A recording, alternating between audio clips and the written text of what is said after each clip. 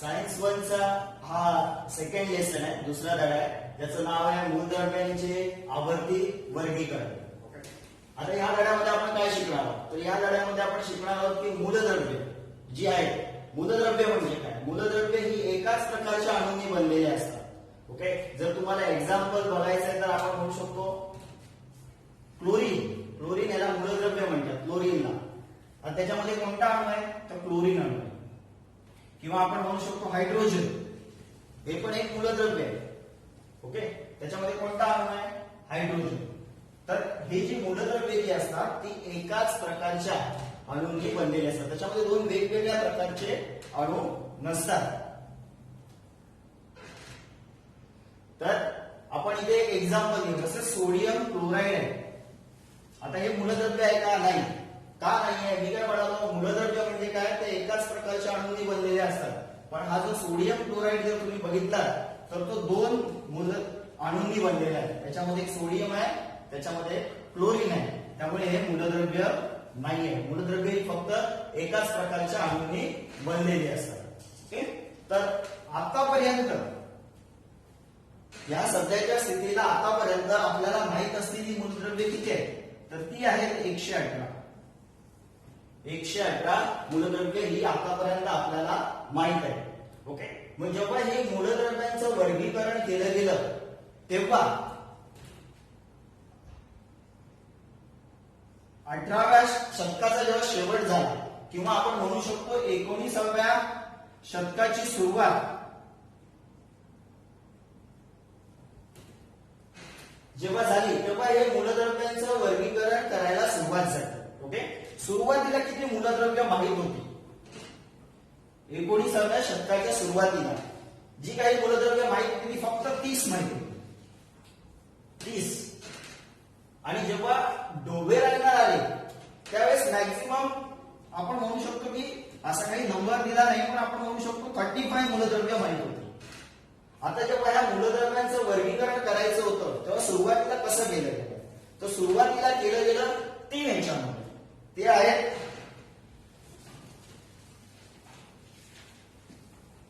धातू, दुसरा आहे अधातू, आणि तिसरा आहे, या दोघांचे गुणधर्म दाखवतो, तो आहे धातू सदृश. धातू, अधातू आणि या दोघांचे गुणधर्म जो दाखवतो तो आहे धातू सदृश मूलद्रव्य. 1, 2, 3 तीन गटात वर्गीकरण केलं होतं. पण त्यानंतर बरेचसे जे मूलद्रव्य आहेत ती माहीत पडत गेली. मग त्यांचं वर्गीकरण करताना त्यांच्या विविध गुणधर्मांचा अभ्यास केला गेला.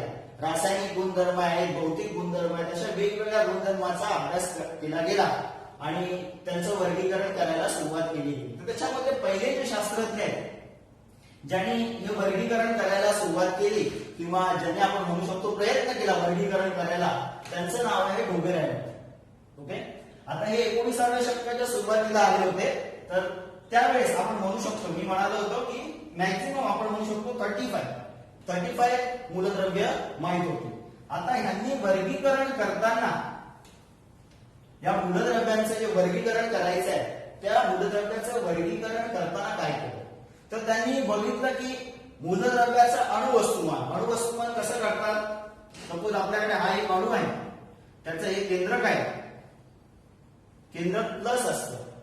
ओके, ते केंद्रक आहे, त्या केंद्रकामध्ये ओके प्रोटॉन हा एक घटक असतो आणि दुसरा एक घटक असतो न्यूट्रॉन, या केंद्रकामध्ये असतो. तर या प्रोटॉन आणि न्यूट्रॉनच्या संख्येची जर बेरीज केली तर आपल्याला मिळतं अणुवस्तू. अणूचं वजन त्याला म्हणतात अणुवस्तुमान, हे मिळतं आपल्याला. ओके, मग या डोबेरायन जे शास्त्रज्ञ आहेत त्यांनी काय बघितलं, तर अणूचं अणुवस्तुमान बघितलं आणि त्याचे रासायनिक गुणधर्म बघितले. आणि या रासायनिक गुणधर्माचा आणि अणुवस्तुमानाचा अभ्यास करत असताना त्यांना असं दिसलं की ह्या दोघांमध्ये काहीतरी साम्य आहे. कोणाच्या दोघांमध्ये, तर अणुवस्तुमान प्लस रासायनिक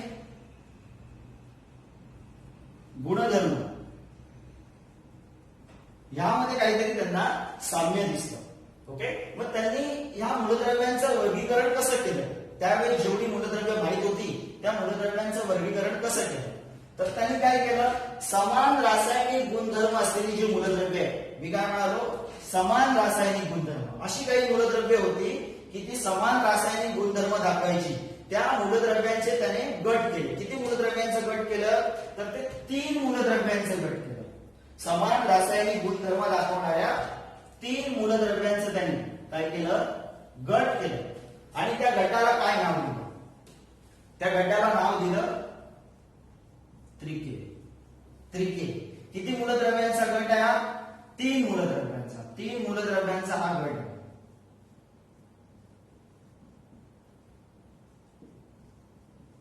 त्रिके म्हणजे काय, तर समान रासायनिक गुणधर्म असलेल्या 3 मूलद्रव्यांचा त्याने गट केला. आता त्याच्यामध्ये मूलद्रव्ये किती आहेत, 3.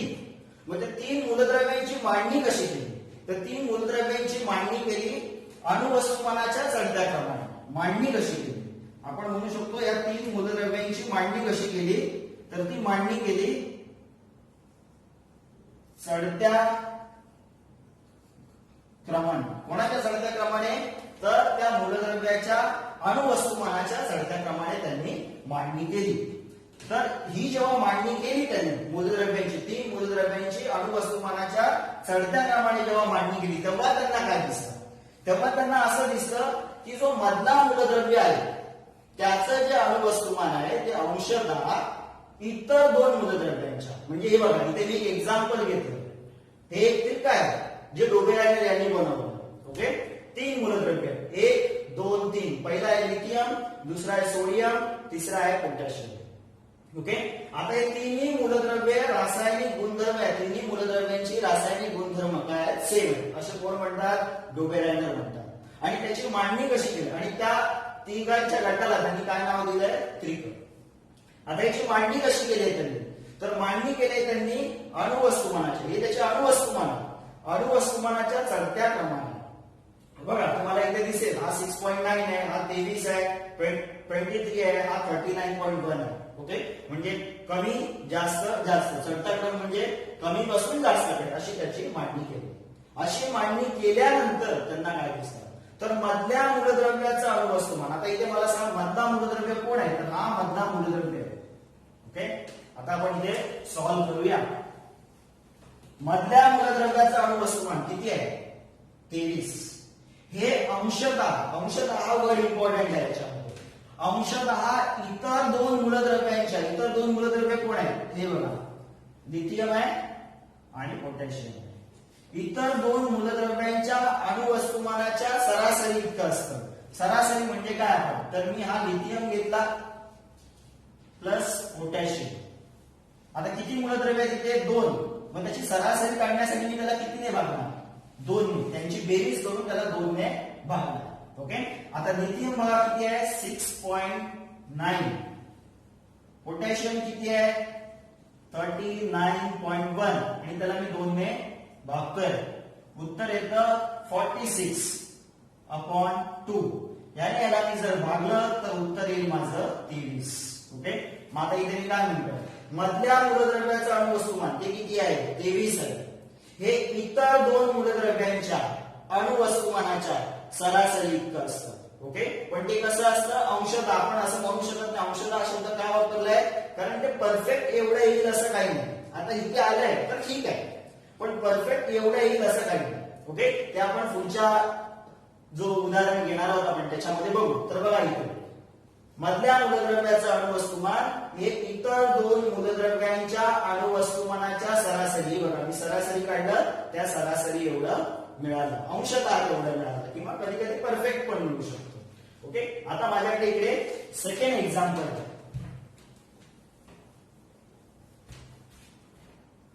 ओके, आता याच्यामधलं मधलं मूलद्रव्य कोणतं आहे, तर ब्रोमीन. ह्याचं जे वस्तुमान आहे ते ह्या दोघांच्या इतर दोन कोण आहे, क्लोरीन आणि आयोडीन यांच्या अणुवस्तुमानाच्या सरासरी इतकं मला मिळणार. ओके, तर आपण इथे बघूया सॉल्व्ह करून. हे किती आहे, 79.9. मी याला राऊंड करून ठेवतो. याच्या आसपास आपल्याला मिळालं पाहिजे. परफेक्ट एवढं येईल असं काय नाही, पण याच्या आसपास मिळालं पाहिजे. तर आपण सॉल्व्ह करून बघूया. क्लोरीन प्लस आयोडीन, त्याला कितीने भागणार मी, 2ने भागणार. का, सरासरी काढतोय. किती मूलद्रव्य आहेत, 2. हा आहे 30.5 प्लस आहे 126.9 अपॉन 2. सपोज मी जर त्याचे ऍडिशन करतो इथे आला 9 प्लस 5 4 12 6 162.4 आणि त्याला जर मी 2 ने भागतोय तर माझं उत्तर किती येतं? 16 1 2. उत्तर माझं आलं 81.2. किती उत्तर आलं? 81.2. आता मधल्या मूलद्रव्याचं अणुवस्तुमान किती आहे? 79.9. इथे किती आलं? 81.2. म्हणजे परफेक्ट एवढं नाही, म्हणून तिथे शब्द वापरलाय अंशतः, म्हणजे जवळजवळ ह्याच्या आसपास असलं पाहिजे. एकदम फरक 15 10 20 चा फरक असला नाही पाहिजे. म्हणजे एक आला 60 तर दुसरा 80 नाही आला पाहिजे, दुसरा 75 नाही आला पाहिजे, त्याच्या जवळपास आला पाहिजे. असं हे आपलं आहे डोबेरायनरचं त्रिकम. ओके, काय बघितलं आपण डोबेरायनरच्या त्रिकामध्ये? एका मिनिटामध्ये डोबेरायनरने मूलद्रव्यांचं रासायनिक गुणधर्म आणि अणुवस्तुमान याचा अभ्यास केला आणि त्याच्यामध्ये काहीतरी संबंध आहे असा त्यांना दिसला. त्यांनी काय केलं? समान रासायनिक गुणधर्म असलेल्या मूलद्रव्यांचा, किती मूलद्रव्यांचा? 3 मूलद्रव्यांचा गट केला आणि त्या गटाला नाव दिलं होतं त्रिकम. आणि त्या गटामध्ये त्यांना असं दिसतं की मधल्या मूलद्रव्याचं अणुवस्तुमान हे अंशतः इतर 2 मूलद्रव्यांच्या अणुवस्तुमानाच्या सरासरी इतकं आहे. ते आपण 2 एक्झाम्पल पाहिले. परीक्षेत तुम्हाला असे एक्झाम्पल देतील, त्यांचे अणुवस्तुमान देतील आणि ते तुम्हाला विचारू शकतात हे त्रिका आहे की नाही. अशा प्रकारे सॉल्व्ह करून तुम्ही ते बघू शकता त्रिका आहे की नाही. डोबेरायनर नंतर जे पुढचे जे सायंटिस्ट आले त्यांचं नाव आहे न्यूलँड्स. ओके, न्यूलँड्स जेव्हा आले तेव्हा 56 एलिमेंट्स माहित होते, मूलद्रव्य माहित होते. न्यूलँड्स आले तेव्हा किती एलिमेंट्स माहित होते? मूलद्रव्य माहित होती 56.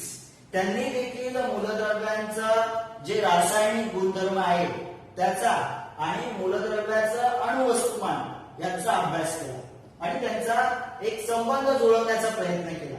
आणि ते करत असताना त्यांनी काय केलं? न्यूलँड्सने काय केलं? तर न्यूलँड्सने काय केलं? मूलद्रव्यांची मांडणी त्यांच्या अणुवस्तुमानाच्या चढत्या क्रमाने केली. किती मूलद्रव्य माहित होती? 56. या 56 मूलद्रव्यांची मांडणी त्यांनी एका तक्त्यामध्ये, ओके, असे 7 त्यांनी उभे स्तंभ तयार केले आणि अशा 8 आडव्या ओळी तयार केल्या. अशा एका स्तंभामध्ये त्यांनी टोटल 56 एलिमेंटची, 56 मूलद्रव्यांची त्यांनी काय केलं? मांडणी केली. आता ही मांडणी कशी केली? तर मांडणी केली ही त्यांच्या अणुवस्तुमानाच्या चढत्या क्रमाने, म्हणजे ज्याचा अणुवस्तुमान कमी तो पहिला, तर तो होता हायड्रोजन. आणि ज्याचं अणुवस्तुमान हे सगळ्यात जास्त होतं तो होता थोरियम. ओके, हायड्रोजनने सुरुवात केली, थोरियमने एंड केला. आता आपण सगळे इथे दाखवलेले नाही आहेत, तुम्ही त्याच्यासाठी पुस्तक रिफर करू शकता. ओके, तर अणुवस्तुमानाची मांडणी ही त्याने त्यांच्या अणूंची मांडणी ही त्याने अणुवस्तुमानाच्या चढत्या क्रमाने केली. तर त्यांना ही मांडणी केल्यानंतर काय दिसतं? ते त्यांना हे दिसतं की प्रत्येक 8व्या मूलद्रव्याचे जे गुणधर्म आहेत ते कोणाप्रमाणे दिसतात? पहिल्याप्रमाणे. ओके, म्हणजे प्रत्येक 8वा मूलद्रव्य जो आहे तो कोणाप्रमाणे गुणधर्म दाखवतो? पहिल्याप्रमाणे. आता इथे आपण या तक्त्यामध्ये या नेहमी जे मांडणी केलेली आहे त्याच्यामध्ये आपण चेक करू शकतो. कसं चेक करणार? हे बघा, हा पहिला आहे, दुसरा, तिसरा, चौथा, 5वा, 6वा, 7वा, हा आहे 8वा. म्हणजे हा कोणाप्रमाणे गुणधर्म दाखवतो? तर हायड्रोजन प्रमाणे. हा कितवा आला आहे? 8वा. कोणापासून आलाय? हायड्रोजन पासून सुरुवात केला. आता हा कोणाप्रमाणे दाखवेल? तर हायड्रोजन प्रमाणे दाखवेल का? नाही. तर हा जो एलिमेंट आपण मूलद्रव्य जो म्हणू शकतो तो कोणापासून 8वा आला? तर ह्यापासून. इथून चेक करा, पहिला, दुसरा, तिसरा, चौथा, 5वा, 6वा, 7वा, 8वा. म्हणजे हा कोणापासून 8वा आहे? तर याच्यापासून. म्हणजे हा याच्याप्रमाणे गुणधर्म दाखवणार, हा याच्याप्रमाणे गुणधर्म दाखवणार, हा याच्याप्रमाणे गुणधर्म दाखवणार. ओके, तर न्यूलँड्सच्या अष्टकामध्ये काय सांगितलंय त्यांनी की मूलद्रव्यांची मांडणी त्यांच्या अणुवस्तुमानाच्या चढत्या क्रमाने केली असता प्रत्येक 8वा जो मूलद्रव्य आहे तो कोणाप्रमाणे गुणधर्म दाखवतो? समान गुणधर्म दाखवतो त्याच्यापासून पहिला असलेल्या मूलद्रव्याप्रमाणे. ओके, आणि ह्याला अष्टकांचा नियम असं का म्हटलं आहे? तर आपण याची तुलना जी आहे ती संगीतातील अष्टकांशी करू शकतो. जे स्वर आहे, कोणते स्वर आहेत? सा रे ग म प ध नी. नी म्हणजे सातवा आणि आठवा परत कोणता येतो? तर सा येतो. ओके, पहिल्यासारखाच. नंतर काय येतो? रे. रे ह्याच्यापासून कितवा येणार? आठवा येणार. अशा प्रकारे हा मूल्यांच्या अष्टकांचा नियम आहे. त्याच्यामध्ये त्यांनी 56 मूलद्रव्यांचं वर्गीकरण केलं होतं. आता हे झालं त्याचा नियम. परंतु पुढे अभ्यास केल्यानंतर असं दिसून आलं की यांनी हा जो त्यांचा जो वर्गीकरण केलेला जो तक्ता आहे किंवा आपण म्हणू शकतो ज्या पद्धतीने त्यांनी वर्गीकरण केलं आहे मूलद्रव्यांचं, त्याच्यामध्ये काही त्रुटी दिसल्या. तर त्रुटी काय दिसल्या? इथे बघा, इथे मी राऊंड केलं. तर पहिली त्रुटी काय दिसली? तर पहिली त्रुटी अशी दिसली की हे जे मूलद्रव्यांचं जे त्यांनी वर्गीकरण केलंय किंवा त्यांची मांडणी केली आहे मूलद्रव्यांच्या अणुवस्तुमानाच्या चढत्या क्रमाने, ओके, तर प्रत्येक आठवा मूलद्रव्य हे पहिल्या मूलद्रव्याप्रमाणे गुणधर्म दाखवतोय. पण हे कुठपर्यंत होतं? तर फक्त कॅल्शियम पर्यंत. कॅल्शियम पर्यंत जी सगळी मूलद्रव्य आहेत त्याच्यापासून पहिले मूलद्रव्य जे आहे त्याच्याप्रमाणे गुणधर्म दाखवतात. पण ही पुढची जी मूलद्रव्य आहेत ती त्यांच्याप्रमाणे गुणधर्म दाखवत नाही. म्हणजे हा जो क्रोमियम जो आहे तो ऍल्युमिनियम प्रमाणे गुणधर्म दाखवत नाही. ओके, मॅंगनीज आहे, ओके, हा टायटॅनियम आहे, सिलिकॉन प्रमाणे दाखवत नाही. मॅंगनीज आहे, फॉस्फरस प्रमाणे दाखवत नाही. ते फक्त लागू कोणापर्यंत होतं? कॅल्शियम पर्यंत. ही एक पहिली त्रुटी होती. दुसरी त्रुटी काय होती? तो मूलद्रव्यांची मांडणी अणुवस्तुमानाच्या चढत्या क्रमाने करतोय. म्हणजे एका जागी हे एकच मूलद्रव्य असलं पाहिजे. पण तुम्हाला इथे दिसेल की त्यांनी एका जागी 2-2 मूलद्रव्यांना बसवलेलं आहे, जे पॉसिबल नाही. की एका जागी आपण एकच मूलद्रव्याला जागा देऊ शकतो. त्यांनी एका जागी काही ठिकाणी हे 2 मूलद्रव्यांना स्थान दिलेलं आहे. ओके, पुढची अजून त्रुटी काय याच्यामध्ये? तर त्यांनी काय केलंय की पुढे अभ्यास केल्यानंतर असं दिसलं की याच्यामध्ये ते काय म्हणतात की ह्याचं आणि ह्याचं जे गुणधर्म आहे ते समान आहे. पण ज्यावेळेस पुढे जेव्हा जाऊन मूलद्रव्यांचा अभ्यास केला गेला, त्यांच्या गुणधर्माचा अभ्यास केला गेला, तेव्हा असं दिसलं की त्यांनी वेगळे गुणधर्म दाखवणारे मूलद्रव्य एकत्र ठेवले. जसं की हा बघा, हा फ्लोरीन जो आहे आणि हा क्लोरीन जो आहे हे हॅलोजन आहे. हे पुढे जाऊन कळलं. ओके, आणि हे जे दोन आहेत कोबाल्ट आणि निकल हे धातू आहे, हे अधातू आहे. म्हणजे धातू आणि अधातूंना त्यांनी एकत्र ठेवलेलं आहे, जे चुकीचं आहे. धातू आणि अधातू हे समान गुणधर्म दाखवत नाहीत, ते त्यांनी याच्यामध्ये चुकी केलेली आहे. आता त्यांनी जेव्हा हा टेबल बनवला त्यावेळेस 56 एलिमेंट माहित होते, 56 मूलद्रव्य माहित होती. पण नंतर बऱ्याचशा मूलद्रव्यांचा शोध लागला. त्यांना ह्या टेबलमध्ये किंवा ह्या तक्त्यामध्ये त्यांनी जे वर्गीकरण केलंय त्याच्यामध्ये स्थान देता आलं नाही. ओके, अशा काही त्रुटी होत्या. पहिली त्रुटी की हा फक्त कोणापर्यंत लागू होतो? कॅल्शियम. दुसरी त्रुटी काय? तर एकाच ठिकाणी 2-2 मूलद्रव्यांना ठेवलंय. ओके, तिसरी त्रुटी काय? तर की वेगळे गुणधर्म दाखवणारी जी मूलद्रव्य आहेत त्यांना त्यांनी एकत्र ठेवलेलं आहे. ओके, आणि चौथी त्रुटी अशी आहे की भविष्यात जी मूलद्रव्य सापडली त्यांना या जे त्यांनी जो टेबल बनवला, चार्ट बनवला, त्याच्यामध्ये त्यांना स्थान देता आलं नाही. डोबेरायनर, न्यूलँड्स आणि त्याच्यानंतर जे शास्त्रज्ञ आले ज्यांनी मूलद्रव्यांचं वर्गीकरण करायला सुरुवात केली ते शास्त्रज्ञ होते मेंडेलिव. ओके, त्यांनी स्वतःची एक आवर्त सारणी तयार केली. जेव्हा मेंडेलिव आले तेव्हा किती मूलद्रव्य माहित होती? तर ती मूलद्रव्य माहित होती 63 मूलद्रव्य माहित होती. आता मेंडेलिव यांनी जेव्हा मूलद्रव्यांचं वर्गीकरण करायला सुरुवात केली त्यावेळेस त्यांनी कशाचा अभ्यास केला? तर त्याने अभ्यास केला मूलद्रव्यांच्या भौतिक रासायनिक गुणधर्माचा. ओके, एवढ्यावरच थांबले का? तर नाही. तर ही जी मूलद्रव्य आहेत ती ऑक्सिजन बरोबर, हायड्रोजन बरोबर कोणती संयुगे तयार करतात त्याचा देखील अभ्यास केला. आणि ह्या संयुगांचे गुणधर्म कोणते आहेत? रासायनिक गुणधर्म, जसं त्याचा उत्कलनांक, अजून त्याची घनता, हे सगळे त्याचे रासायनिक गुणधर्म जे आहेत त्याचा देखील अभ्यास केला. ओके, मेंडेलिवने कशाचा अभ्यास केला मूलद्रव्यांचं वर्गीकरण करताना?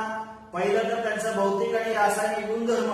दुसरं काय? तर ही मूलद्रव्ये जी आहेत ती हायड्रोजन आणि ऑक्सिजन किंवा इतर मूलद्रव्यांबरोबर कशी संयुगे तयार करतात याचा देखील अभ्यास केला आणि त्यांच्या रासायनिक गुणधर्मांचा देखील अभ्यास केला. आणि हे सगळं करत असताना त्यांना काय दिसलं तर त्यांना असं दिसलं की मूलद्रव्यांची मांडणी जेव्हा अणुवस्तुमानाच्या, हे पण कशी मांडणी करतायत, अणुवस्तुमानाच्या चढत्या क्रमाने केली असता ठराविक कालावधीनंतर समान गुणधर्म दाखवणारी मूलद्रव्ये मिळतात. जेव्हा त्या मूलद्रव्यांची मांडणी करत गेली अणुवस्तुमानाच्या चढत्या क्रमाने, तेव्हा ठराविक कालानंतर, म्हणून त्याला आवर्ती, इथे दिसेल तुम्हाला आवर्ती फल. आवर्ती याचा अर्थ काय, ठराविक कालावधीनंतर होणारी पुनरावृत्ती, त्याला म्हणतात आवर्ती फल. ओके, मग त्यांनी स्वतःचा एक इकडे नियम तयार केला, तो आहे मूलद्रव्यांचे गुणधर्म, मूलद्रव्यांचे जे रासायनिक भौतिक गुणधर्म आहेत हे त्यांच्या अणुवस्तुमानाचे आवर्ती फल आहे. याचा अर्थ काय, अणुवस्तुमानाचे आवर्ती फल म्हणजे काय, मूलद्रव्यांची मांडणी त्यांच्या अणुवस्तुमानाच्या चढत्या क्रमाने केली असता ठराविक कालावधीनंतर किंवा आपण म्हणू शकतो अवधीनंतर समान गुणधर्म दाखवणारी मूलद्रव्य मिळतात. ओके, मग त्यांनी आपला एक असा एक तक्ता तयार केला किंवा असं म्हणू शकतो एक त्यांची आवर्त सारणी तयार केली मूलद्रव्यांची आणि पूर्ण 63 मूलद्रव्यांचं त्यांनी या आवर्त सारणीमध्ये वर्गीकरण केलेलं आहे किंवा त्यांना अरेंज केलेलं आहे. ओके, आता त्यांनी कसं केलं इकडे तुम्हाला दिसेल, हा हायड्रोजन आहे ज्याचा अणुवस्तुमान हा 1 आहे, पुढे आहे लिथियम, पुढे आहे बेरिलियम, पुढे आहे बोरॉन, कार्बन, नायट्रोजन, ऑक्सिजन. बघा तुम्हाला इथे दिसेल अणुवस्तुमानाच्या चढत्या क्रमाने मांडणी केलेली आहे. आणि ही मांडणी करताना त्यांनी मांडणी कशी केली तर त्यांनी असे जे उभे जे तुम्हाला इथे हे असे कॉलम दिसत आहेत त्यांना स्तंभ असं नाव दिलं. आणि हे किती स्तंभ होते तर 8 स्तंभ होते. ओके, आणि हे जे दिसत आहेत तुम्हाला अशा आडव्या ओळी त्या टोटल किती होत्या 7. ही पहिली ओळ, ही दुसरी, तिसरी, चौथी, पाचवी अशा 7 ओळी आहेत. त्यांना आवर्तन असं नाव दिलं. आणि उभ्या स्तंभांना काय नाव दिलं गण. किती उभे स्तंभ होते 8, त्यांना नाव दिलं गण. आणि या आडव्या ज्या ओळी आहेत त्यांना नाव दिलं आवर्तन. आणि आवर्तन किती आहे 7. ओके, आता याच्यामध्ये आपल्याला काय दिसतं, जेव्हा ते मूलद्रव्यांची मांडणी अणुवस्तुमानाच्या चढत्या क्रमाने करतात तेव्हा त्यांना असं दिसतं की ठराविक वेळेनंतर ठराविक अणु मूलद्रव्यानंतर समान गुणधर्म दाखवणारं मूलद्रव्य मिळतंय. म्हणजे बघा इथे आपण इथे बघू शकतो की lithium, beryllium, boron, carbon, nitrogen, oxygen, fluorine पर्यंत जेव्हा ते गेले तेव्हा त्यांना असं दिसतं की लिथियम सारखा गुणधर्म दाखवणारा मूलद्रव्य मला मिळाला आहे. तो मूलद्रव्य आहे सोडियम. मग त्यांनी काय केलं त्याला त्याच्या खाली स्थान दिलं आणि एक नवी ओळ स्टार्ट केली आणि ते त्यांना अरेंज करत गेले. कधीपर्यंत, जोपर्यंत त्यांना अशाच प्रकारचे समान गुणधर्म दाखवणारे मूलद्रव्य मिळत नाहीये. तर पुढचा मिळाला त्यांना कॅल्शियम. मग त्यांनी काय केलं या सोडियमच्या खाली त्याला स्थान दिलं. म्हणजे हा याच्याप्रमाणे समान गुणधर्म दाखवतो. अशा प्रकारे त्यांनी टोटल त्यावेळेस माहित असलेल्या 63 मूलद्रव्यांचं वर्गीकरण त्यांनी पूर्ण सक्सेसफुली केलं. ओके, मेंडेलिव्ह हे असे शास्त्रज्ञ होते, त्यांनी त्यांच्या काळात माहित असलेल्या 63 मूलद्रव्यांचं वर्गीकरण पूर्णतः केलं. ओके, असं आहे मेंडेलिव्हची आवर्त सारणी. काय बघितलं आपण, मेंडेलिव्ह याने कशाचा अभ्यास केला तर अणुवस्तुमानाचा. अजून कशाचा अभ्यास केला तर त्यांच्या भौतिक आणि रासायनिक गुणधर्माचा. अजून कशाचा अभ्यास केला तर मूलद्रव्य इतर मूलद्रव्यांबरोबर कशी संयुगे करतात किंवा मूलद्रव्य ही हायड्रोजन आणि ऑक्सिजन बरोबर कशी संयुगे तयार करतात याचा देखील अभ्यास केला.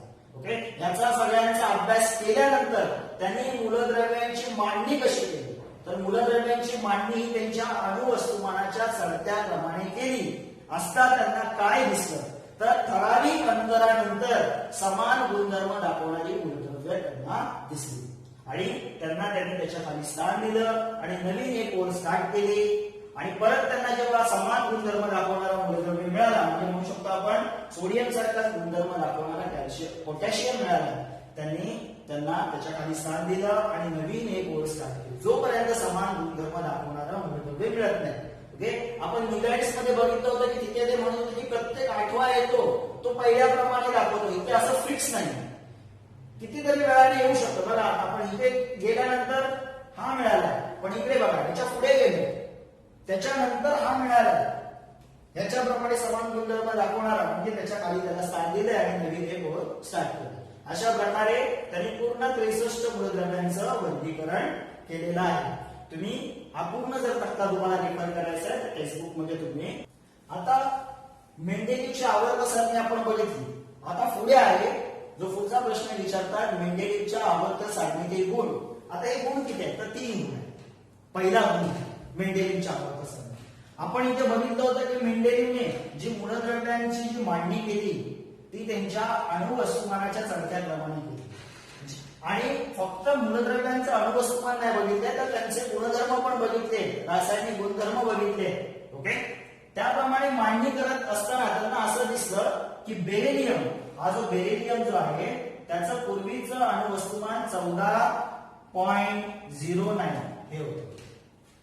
पण या त्यांच्या आवर्त सारणी जेव्हा बेरिलियमला स्थान देण्याची वेळ आली तेव्हा त्यांना असं दिसलं की ह्याचे जरा गुणधर्म जरा वेगळे दाखवतात. जर आपण याचं जर अणुवस्तुमान परत जर अभ्यास करून त्याच्यामध्ये जर काही बदल करता आले तर त्याला आपण एक वेगळं स्थान देऊ शकतो. म्हणजे त्याला या बोरॉनच्या अगोदर स्थान देऊ शकतो आणि आपल्या आवर्त सारणीमध्ये त्याला बसवू शकतो. मग त्यांनी काय केलं तर याच्या अणुवस्तुमानाचा अभ्यास केला. बेरिलियमच्या जे अणुवस्तुमान पहिलं किती होतं 14.09 हे होतं, 14.09 हे होतं, ते त्यांनी बदलून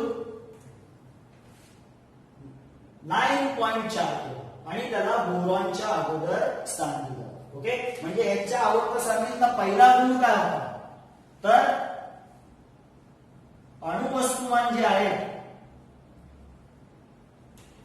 त्याच्यामध्ये फेरबदल केला. त्यांनी अणुवस्तुमानामध्ये काय केला फेरबदल केला. फेरबदल केला म्हणजे काय, जे पूर्वीचं अणुवस्तुमान होतं त्याच्यामध्ये बदल करून एक नवीन अणुवस्तुमान त्यांनी त्याचं बनवलं आणि त्याला योग्य त्या ठिकाणी स्थान दिलं. ओके, हे झालं अणुवस्तुमानातील फेरबदल, हा त्याचा पहिला गुण. दुसरं काय त्यांच्या आवर्त सारणीतला गुण जो आहे तो काय भविष्यात येणाऱ्या मूलद्रव्यांबद्दल भाकीत. ओके, आता त्यांनी काय केलं होतं की भविष्यात येणाऱ्या जे काही मूलद्रव्य मिळतील त्याच्याबद्दल त्यांनी भाकीत केलं होतं. तर त्यांनी काय सांगितलं होतं तर भविष्यात अशी काही 3 मूलद्रव्य येतील. ओके, तर त्यांनी फक्त ती 3 मूलद्रव्य येतील, त्यांचं फक्त अणुवस्तुमान त्यांनी सांगितलं नव्हतं तर त्या मूलद्रव्यांचे गुणधर्म काय असतील म्हणजे त्यांचा उत्कलनांक किती असेल, द्रवणांक किती असेल, त्याची घनता किती असेल याबद्दल देखील सगळं त्यांनी सांगून ठेवलं होतं. तर त्यांनी कोणत्या 3 मूलद्रव्यांचं भाकीत केलेलं ते आपण इथे बघू शकता.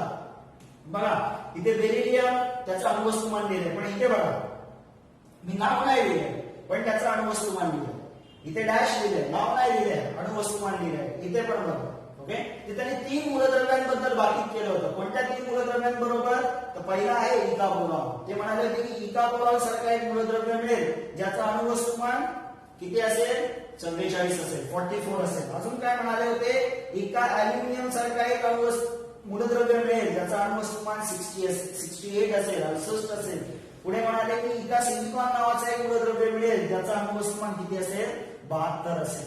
ओके, अशा 3 मूलद्रव्यांचं त्यांनी भाकीत केलं होतं. फक्त अणुवस्तुमान सांगितले का नाही तर त्यांचे गुणधर्म काय हे देखील त्यांनी सांगितले. घनता किती आहे, त्याचा उत्कलनांक किती आहे, द्रवणांक किती आहे हे सगळं त्यांनी सांगितलं होतं. याच्यासाठी तुम्ही टेक्स्टबुक रिफर करा, त्याच्यामध्ये एकाचं उदाहरण त्यांनी दिलेलं आहे की त्यांनी सांगितलेले गुणधर्म आणि नव्याने शोध जेव्हा त्या मूलद्रव्याचा लागला तेव्हा त्याचे गुणधर्म कसे मिळाले हे त्यांनी त्या पुस्तकामध्ये कंपेअर करून दिलेलं आहे.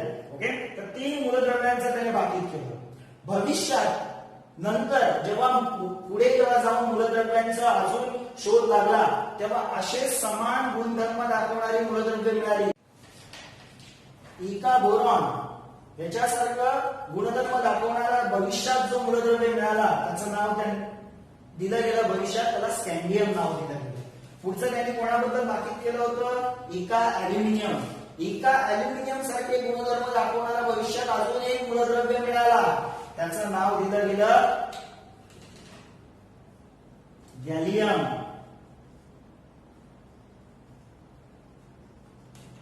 गॅलियम. म्हणजे एका अॅल्युमिनियमला भविष्यात असेच गुणधर्म दाखवणारा मूलद्रव्य मिळाला तर भविष्यात नाव दिलं गेलं गॅलियम. आणि एका सिलिकॉन ह्याच्यासारखा गुणधर्म दाखवणारा भविष्यात अजून एक मूलद्रव्य मिळाला त्याचं नाव दिलं गेलं जर्मेनियम.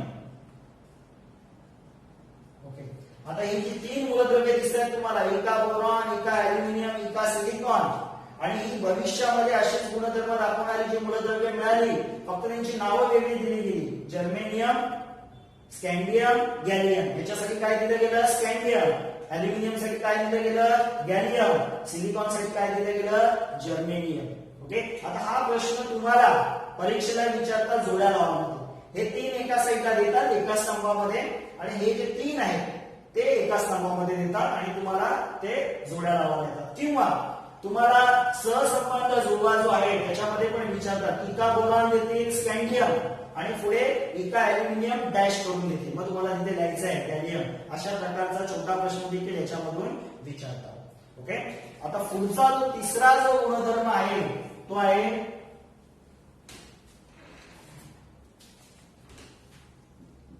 राजवायू. आता मेंडेलिव्ह यांनी जी आपली आवर्त सारणी तयार केली, किती मूलद्रव्यांची? 63. तोपर्यंत राजवायूचा शोध लागला नव्हता. राजवायू म्हणजे काय? ज्यांचं बाहेरचं अष्टक पूर्ण असतं. आता एक राजवायूचा एक्झाम्पल देतो मी तुम्हाला, हेलियम. हेलियमचा अणुंक किती आहे? 2 आहे. त्याचा आपण इलेक्ट्रॉन स्वरूपण जेव्हा लिहितो तेव्हा असं लिहितो. पहिल्या कक्षेत किती इलेक्ट्रॉन राहतात? 2. बघा, म्हणजे याची पहिली कक्षा पूर्ण आहे. ज्याची कक्षा पूर्ण असते म्हणजे पहिली असो किंवा दुसरी असो किंवा तिसरी, जी शेवटची कक्षा आहे ह्याची पहिलीच कक्षा शेवटची कक्षा आहे ती पूर्ण आहे, म्हणजे हा कोणालाही इलेक्ट्रॉन देत नाही किंवा घेत नाही, त्यांना राजवायू म्हणतात. ओके, असे बरेचसे राजवायू आहेत.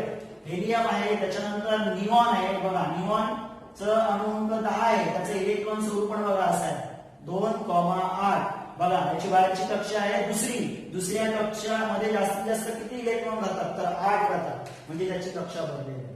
म्हणजे ज्यांची बाहेरची कक्षा पूर्णपणे भरलेली असते, जे कोणाला इलेक्ट्रॉन देत नाही किंवा घेत नाही, अशा मूलद्रव्यांचा शोध ही आवर्त सारणी जेव्हा तयार झाली तेव्हा लागला नव्हता.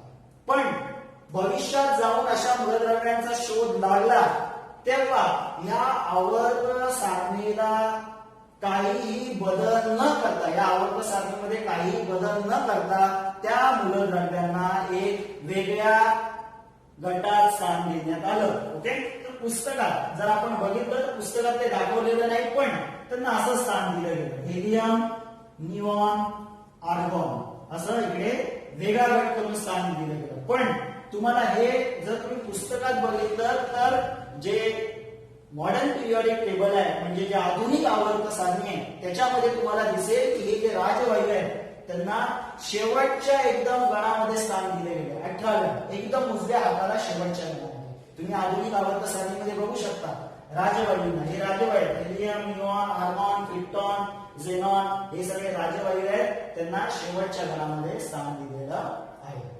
आधुनिक आवर्त सारणी.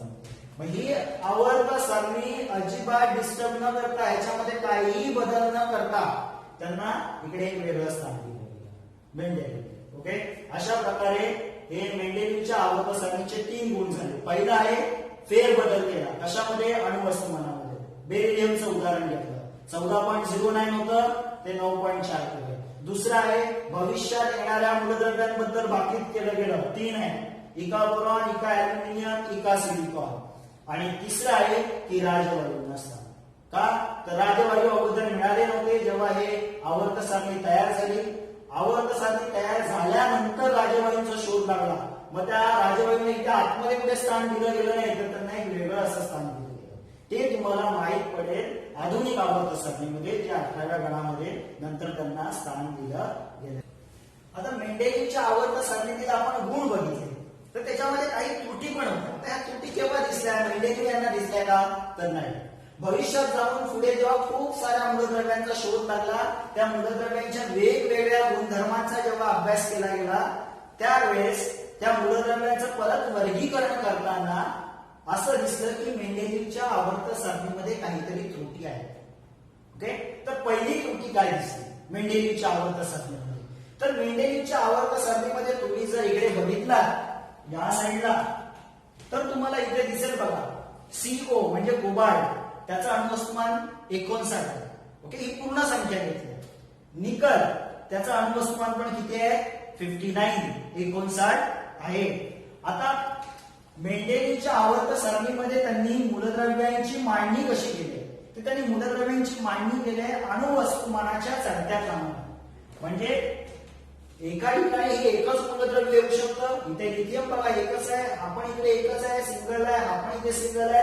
पण इथे बघितलं तर त्यांनी एकाच ठिकाणी समान अणुवस्तुमान असलेल्या मूलद्रव्यांना त्यांनी एकाच ठिकाणी ठेवलंय. म्हणजे एकाच चेअरवर आपण म्हणू शकतो 2-3 जण बसवलेले आहेत तर हे पॉसिबल नाहीये. ओके, मग हे एक त्याच्यामध्ये त्रुटी दिसली की समान अणुवस्तुमान असलेल्या मूलद्रव्यांना कसं स्थान द्यायचं या आवर्त सारणीमध्ये ही एक पहिली त्रुटी दिसली. जिथे समान अणुवस्तुमान आहे तिथे कसं स्थान द्यायचं. दुसरी त्रुटी काय, दुसरी त्रुटी आहे ती म्हणजे समस्थानिकी. इंग्लिश मध्ये त्याला आयसोटॉप्स म्हणतात. समस्थानिके म्हणजे काय, समस्थानिके म्हणजे अशी मूलद्रव्य, इथे मी एक्झाम्पल घेतो कार्बनचा, ज्यांचे अणुअंक हे सेम असतात परंतु अणुवस्तुमानांक हे वेगळे असतात. हे आपण 9वी मध्ये पाहिले समस्थानिके. ओके, समस्थानिके म्हणजे काय, ज्यांचा अणुअंक हा सेम असतो परंतु अणुवस्तुमानांक वेगळा असतो. मग पुढे जेव्हा जाऊन मूलद्रव्यांच्या समस्थानिकांचा शोध लागला तेव्हा या मेंडेलीवच्या आवर्त सारणीमध्ये त्यांना स्थान देताना अडचण निर्माण झाली. कशी अडचण निर्माण झाली, मेंडेलीव परत एकदा मेंडेलीव मूलद्रव्यांचं वर्गीकरण कसं करतोय अणुवस्तुमानाच्या चढत्या क्रमाने. ओके, बघा कार्बन कुठे आला इकडे, किती आहे कार्बनचं अणुवस्तुमान 12. ओके, मग या कार्बनला जर मी इथे जागा दिली तर ह्या कार्बनला कुठे देणार जागा, तो आहे 14. मग त्याला पुढे नायट्रोजन बरोबर देणार का, नाही देऊ शकत. का तर ह्या दोघांचे जे गुणधर्म आहेत रासायनिक गुणधर्म ते समान आहेत. मग त्यांनी फक्त अणुवस्तुमान नाही बघितलंय तर रासायनिक गुणधर्म पण बघितले, याचा पण अभ्यास केला. मग रासायनिक गुणधर्म बघितले तर हे दोन्ही सेम आहेत तर त्यांना एकच जागा दिली पाहिजे.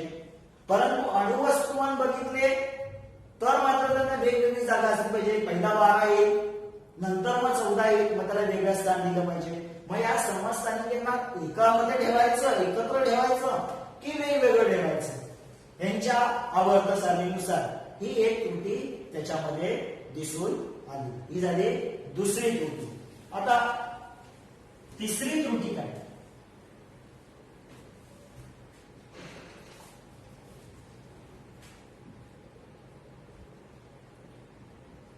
अणुवस्तुमानातील वाढ.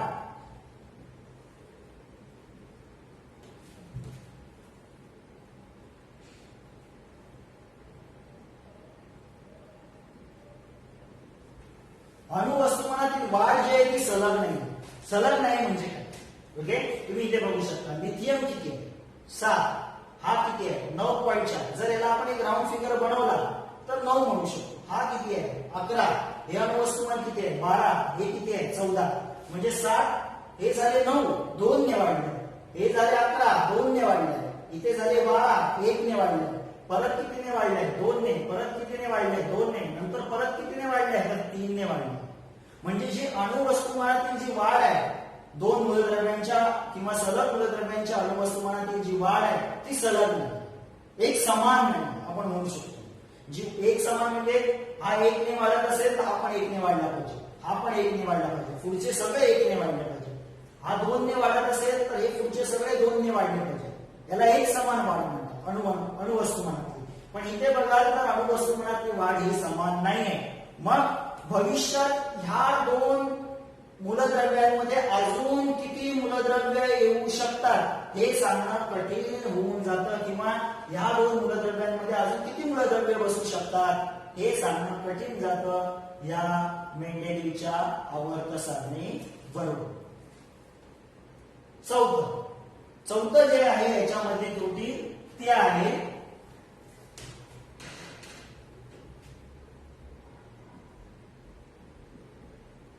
हायड्रोजनचं स्थान, हायड्रोजनचं स्थान. तुम्ही जर याचे आवर्त सारणी जर बघितलात, मेंडेलिकची आवर्त सारणी जर तुम्ही पाहिलात, तर हायड्रोजन बघा त्याला इथे एकटा ठेवलेला आहे. ओके, आणि त्याच्या पुढे इथे कोण दिसतंय का? नाही. इकडे तुम्हाला सगळे दिसतील. आता असं का? तर हा हायड्रोजन जो आहे तो दोघांप्रमाणे गुणधर्म दाखवतो. कोणते ते दोन? तर पहिला आहे हॅलोजन. हॅलोजन कोण? तर फ्लोरीन, क्लोरीन, ब्रोमीन, आयोडीन. आधुनिक आवर्त सारणी जर तुम्ही बघितला तर 17वा गण आहे, सेकंड लास्ट गण. त्याच्यामध्ये तुम्हाला हे दिसतील fluorine, chlorine, bromine, iodine. Okay, तर हायड्रोजन जो आहे तो या हॅलोजन प्रमाणे गुणधर्म दाखवतो. तसं अल्क धातूप्रमाणे हे गुणधर्म दाखवतो. दोघांप्रमाणे गुणधर्म दाखवतो. हायड्रोजन कोणाप्रमाणे गुणधर्म दाखवतोय? हॅलोजन. कोणते halogen? Fluorine, chlorine, bromine, iodine. तसंच तो कोणाबरोबर गुणधर्म दाखवतो? अल्क धातू. अल्क धातू म्हणजे कोण? हे अल्क धातू. सोडियम आहे, पोटॅशियम आहे. तुम्हाला जर अल्क धातू बघायचा आहे तर आधुनिक आवर्त सारणीतील जो पहिला गण आहे ते अल्क धातूचं. ओके, तर ह्या दोघांप्रमाणे हा गुणधर्म दाखवतो. मग त्याला ह्यांच्या बरोबर स्थान द्यायचं, हॅलोजन बरोबर की अल्क धातू बरोबर, ह्याच्यामध्ये कन्फ्युजन होतं. कोणाच्या आवर्त सारणीत? मेंडेलिकच्या आवर्त सारणीत. आणि हे जे कन्फ्युजन आहे ते शेवटपर्यंत क्लिअर झालं नाही. तुम्ही जर आधुनिक आवर्त सारणी जरी बघितली त्याच्यामध्ये पण हे कन्फ्युजन तसंच राहिलं. हायड्रोजनला असं एक वेगळं स्थान दिलं गेलं. हे कन्फ्युजन दूर झालं. ओके, बाकीच्या सगळ्या त्रुटी दूर झाल्या भविष्यात, पण ही चौथी जी त्रुटी आहे ती दूर झाली. ओके, पहिली त्रुटी बघितली आपण, ती सेम स्थान दिलं गेलं, समान अणुवस्तुमान असलेला. नंतर आपण पाहिलं समस्थानिके, त्यांना स्थान देताना आलं. तिसरं बघितलं आपण की त्यांचं जे अणुवस्तुमान आहे ते एक समान, त्याचं वाढ होत नाहीये. मग दोन अणूंमध्ये कोणते अजून मूलद्रव्य येऊ शकतात किंवा दोन मूलद्रव्यांमध्ये अजून कोणते मूलद्रव्य येऊ शकतात हे आपण सांगू शकत नाही. आणि चौथा आहे हायड्रोजनचं स्थान, जे आपण का त्याला वेगळं स्थान दिलं गेलं? कारण तो दोघांप्रमाणे गुणधर्म दाखवतो. मग त्याच्यामध्ये कन्फ्युजन होतं की त्याला कोणामध्ये बसवायचं.